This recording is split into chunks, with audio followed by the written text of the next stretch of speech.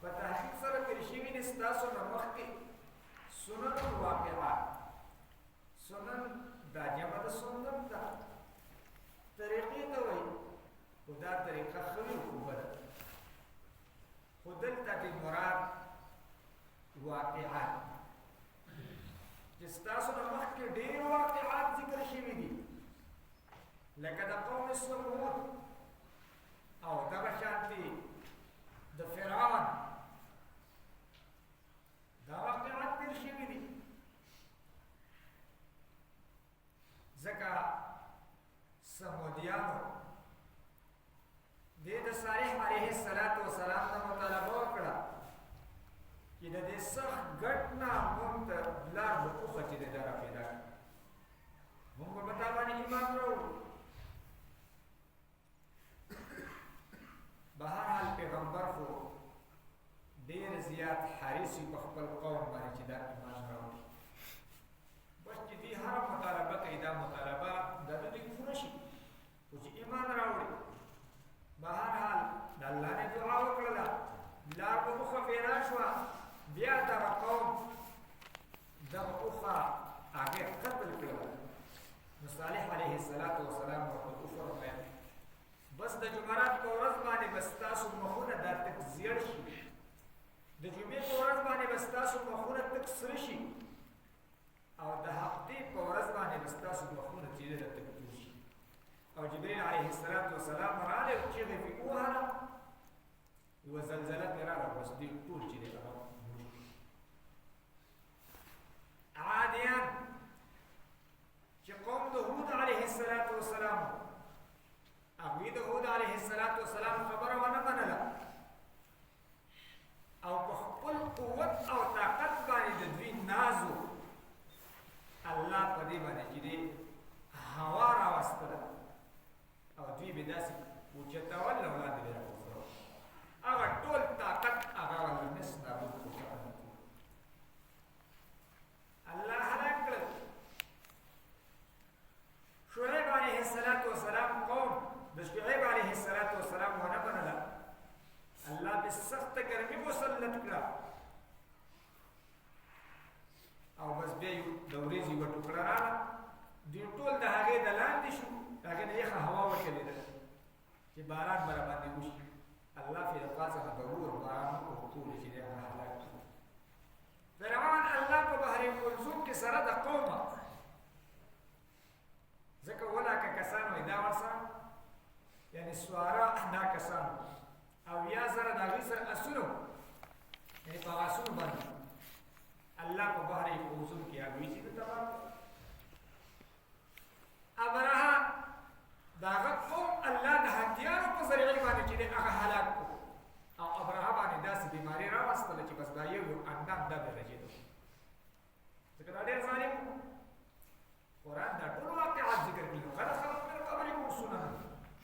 په تحقیق سره تېر شوي دي ستاسو نه مخکې هغه واقعات. نفسیرو فی الارض، بس تاسو وګرځئ په ځمکه کې، فسیرو ایها المؤمنون جلال الله، ای مؤمنانو وګرځئ په ځمکه کې. خو دا ګرځېدل دا د عبرت دپاره چې عبرت حاصل کړي. فانظروا، پس وګورئ، دلته نظر نه مراد نظر د عقل دی، یعنی سوچ او فکر وکړئ. کیف کان، څرنګه شو عاقبة المکذبین، هغه انجام د دروغجنانو چې کومه تکذیب کړی و د پیغمبرانو. ابراهیم علیه السلام تکذیب دا وکړلی شو،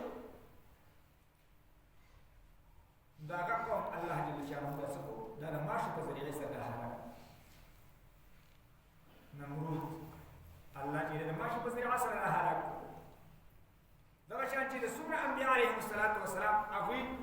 راغلي او د دغه انبیا علیهم السلام خبره چا نه ومنلې، الله هلاک کړي. قرآن دغې واقعات ذکر کړي، قوم شعیب،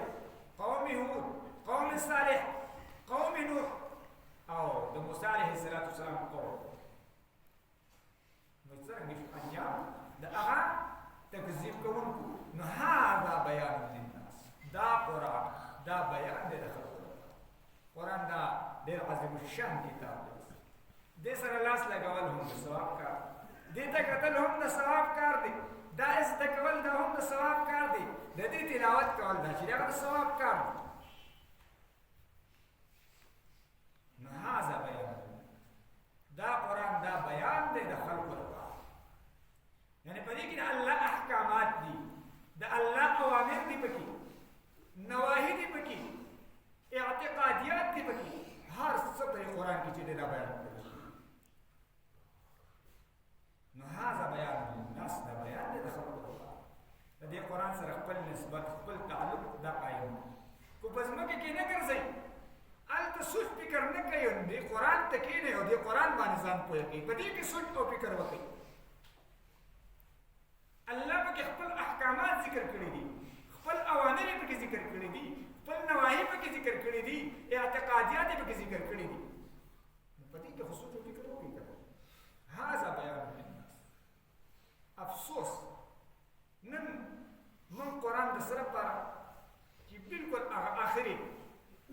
حد چې د بیمار راشي نو لاول په ښه ډاکټران ستړي خو چې نه اخره کې بس ختم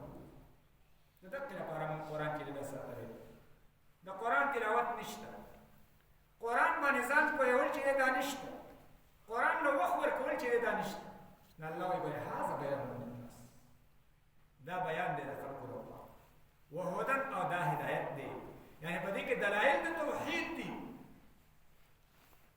د توحید دلایل پکې دا بیان کړل شي وهدى من الضلاله صاحب د جلالین هدایت ته د گمراهی نه د گمراهی نه ځان بچی نو قرآن ته راشي قرآن ته کېنه او دریم صفت و موعظه دا نصیحت دی په دې کې تخویفات دي بشارات دي پکې